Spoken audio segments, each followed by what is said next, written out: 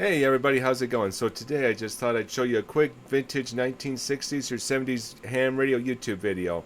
Now, back in the early 60s and 70s, this is what ham radio used to be like and what it used to do, and it's still going on strong to this day. And I just found this video on YouTube, and I just thought I'd show it with you guys. And all rights and all copyright stuff all goes to the people who made this video possible. So without further ado, I'm going to show you the video, and let's have a little fun tonight.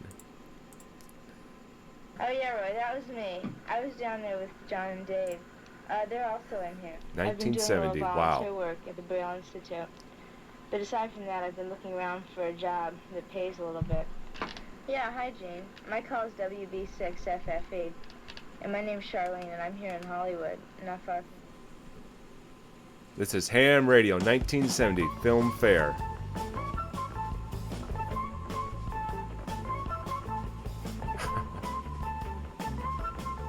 That's not a bad idea. Use an arrow to put up a line in the air. That's not a bad idea. Oh wow, that's vintage. You don't see that anymore.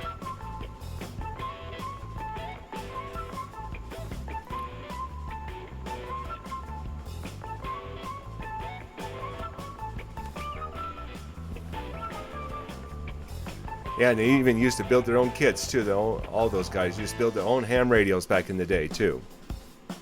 I'm not that experienced to build my own ham radio kit. I would like to someday, but I'm not that experienced. Oh yeah, the long wires to rain up the HF.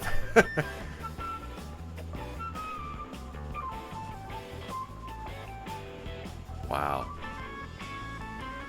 Turn up the AF gain, yep. Look at all the vintage QSL cards. I don't even know if you could find them anymore.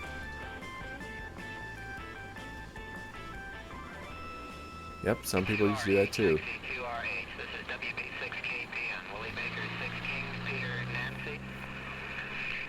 XE2RH. XE2RH, this is WB6KPN. The handle is Matt. WB6KPN calling XE2RH and standing by. WB6KPN. WB6KPN. XE2RH is we want to start this, Matt. I'd like to hear you. I'm Matt Futterman, WB6KPN. My name is Enrique. Enrique, well, the same as Henry. Everyone you've seen so far is a friend of mine. Yep. I haven't met them in person, but we all have something in common. Ham radio.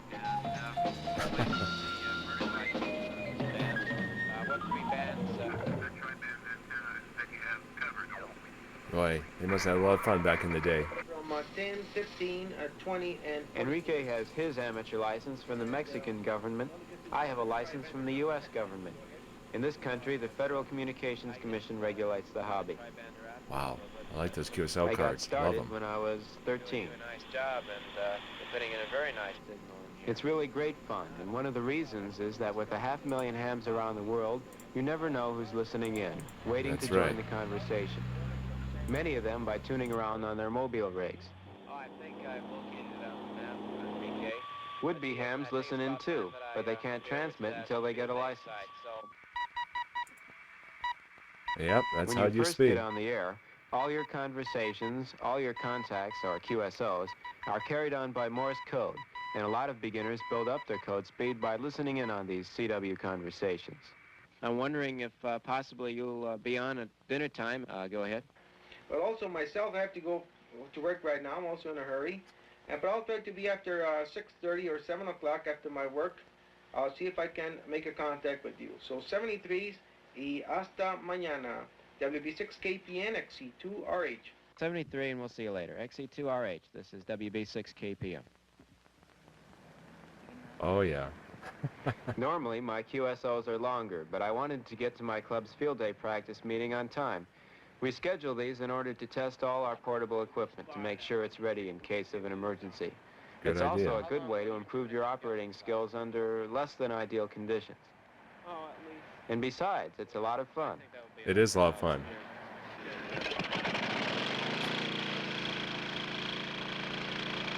Oh boy. Many of us build our own equipment, which gives you a good practical knowledge of how it works, or in some cases, why it doesn't. The FCC requirements are set up so that it's easy to get on the air with a beginner's or novice license, like Ed here, WN6QDQ. And there's nothing like being on the air to build up your code speed. Ed really works at it, and the way he's going, he'll be able to pass his general class test anytime now. Hey, good job, Quite a good few job. of us in this club already Oh, have the wow. highest class license, the Amateur Extra, which gives us full operating privileges on any of the dozen or so ham bands. Our antenna for the 15-meter band is a homemade cubicle quad. Okay, there is Not quite a bit of bad. interference on your signal. You're about Q4 and S7 here. Q4 and S7, the location is Woodland Hills, about 25 miles northwest of downtown Los Angeles on the west end of the San Fernando Valley. My name is Matt, Mexico Alpha Tango Tango, Matt. We're operating sort of a field day type setup here, portable setup with West Valley Amateur Radio Club. We have about 4 stations set up. We're using a Swan 350 to a 15-meter portable quad up about 20 feet, 2-element quad. So how do you copy? K8ZLS in Livonia, Michigan. This is WA6LXN Portable 6.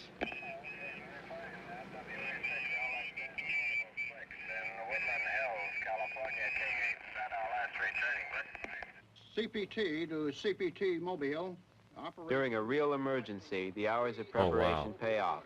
And amateur Yep, they organizations even help in like situations RACES, and emergencies Radio and Amateur fires as Civil well. Emergency Service, really do a job. CPT clear.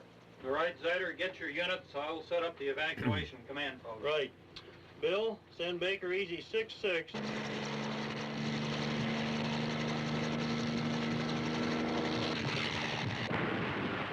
The bigger the emergency, the more important amateur radio becomes.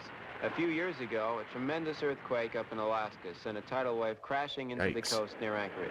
Among other things, wiping out just about every normal means of communication. You may have seen some of the TV reports. The most awesome force to hit North America in the 20th century. Hitting Anchorage at 5:36 p.m. just after the close of business. At 5:47, the first mobile units of the Radio Amateur Civil Emergency Service swing into action, ready to provide immediate communications. This is downtown Anchorage. The airport control tower. Ooh.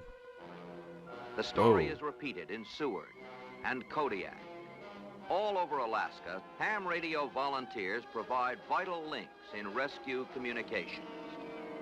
Portable equipment is gathered into makeshift message centers to find the missing and speed Wow. help to where it's needed in the aftermath of the worst disaster in Alaskan history. This is Bill Leonard reporting. Hey, Charlene, what are you doing this summer? Well, Dave, I haven't been doing very much. I've been doing a little volunteer work at the Braille Institute. But aside that's a from nice that, I've been setup. looking around Wow. for a job that pays a little bit. What have you been doing?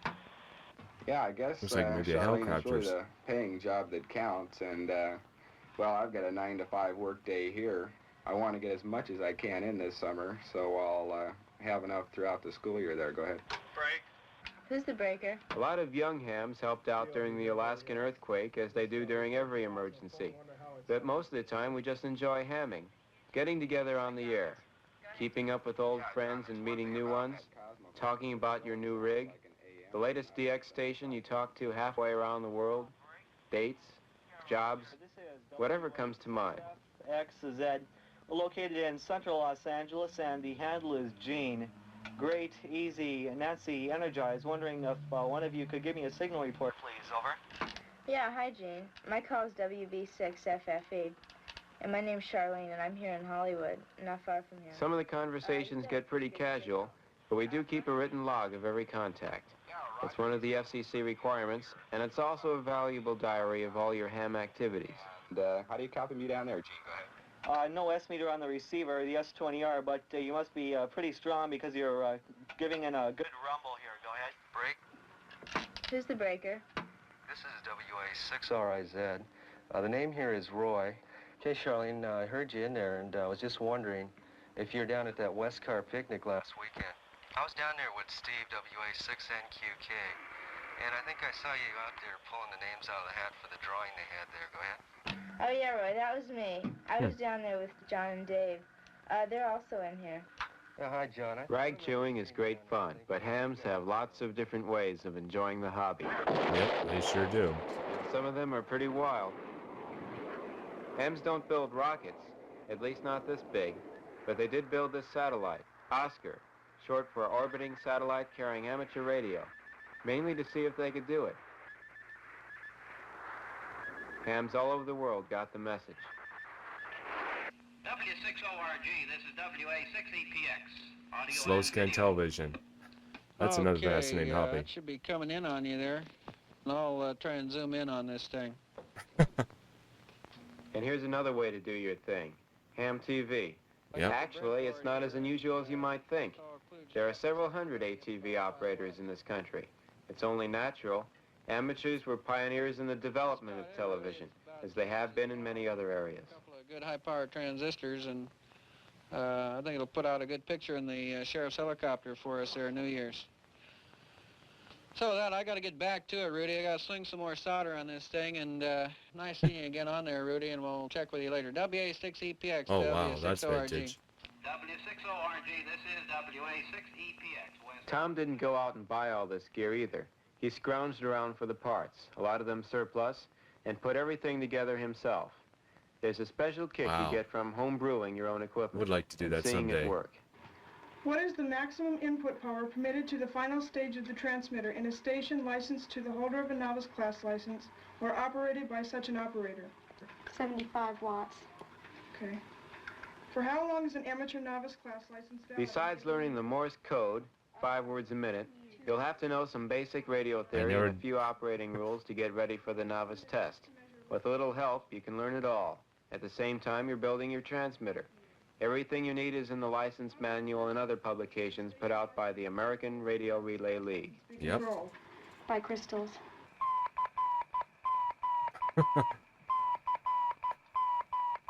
Once you get your license, you're on your way.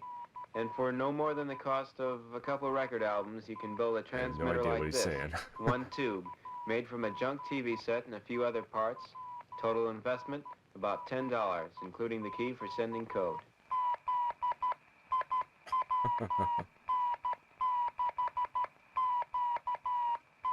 Someday I need to get in my Morse code and learn that. Someday. Here's the receiver, about 20 years old, still working fine. Bought used from a ham radio store for about $30. WN6Q. Zulu India something there, looks like.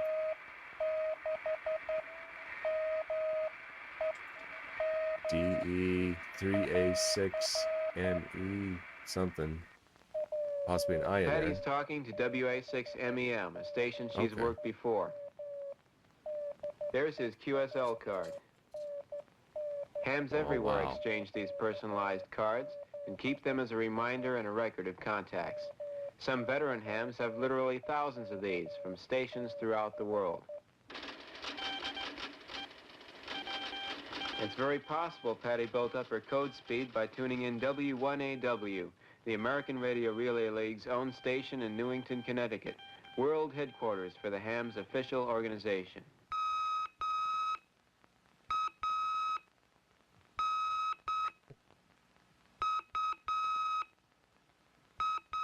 Another way to sharpen up your code speed and learn your theory is to get into a novice license class like this one. Yeah, we don't have that Schools around and here in ham clubs Montana. run We don't these have that regularly. here. Back in the John's day, though, they using used to. electronic Not gear. anymore. It makes perfect Not dots here in and Montana. dashes.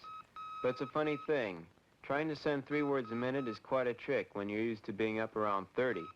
It takes skill and a lot of practice to get that good at Morse code. It does. You can see why hams take such pride in having CW as sort of a second language. When the current goes once one way, then turns around, comes back the other way, and starts to go again the first direction, the original direction, then we call that one cycle. John is typical of young hams everywhere, willing and anxious to give Wow. his time to help beginners get started. Wish we had a class around If here you like want to that. find out what being a ham radio operator is all about, there's plenty of help available. All you really need is to want to become one. Stick with it, and almost anyone can pass the novice test after just a month or two. Called the frequency. Almost anyone. It's like the dog wants to be a hammered operator too. That's funny.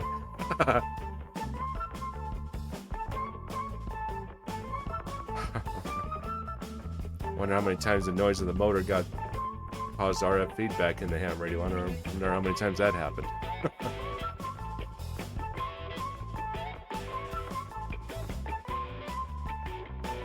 Yeah. I'm not sure, but some of these radios I think you can find on vintage. Some of these vintage radios you can find on eBay. I think you can. Wow.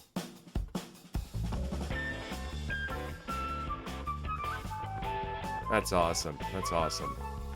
Well, that was a good video. That was a good video. I like that. That was awesome. Yeah, that was pretty cool. That was pretty cool. Wow. Yeah, that's amazing. That's amazing. Wow. Well, good deal. Good deal. Yeah, that's what the ham radio used to be like back in the 1960s or the 70s, and it was a lot of fun. It was a lot of fun, and wow, just thought I'd make that quick video for you guys, and I'll catch you again next time. 73s from KF7 IWA Buddy. So long. Make sure you like and subscribe to my YouTube channel, and I'll catch you next time. Bye-bye, everybody. Take care.